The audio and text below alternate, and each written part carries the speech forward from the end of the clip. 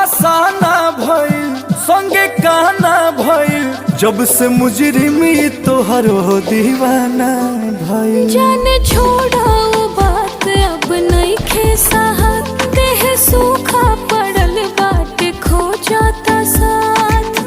बेरी बेरी तू याद पुराना का कर लू ताजा, तय हो जाने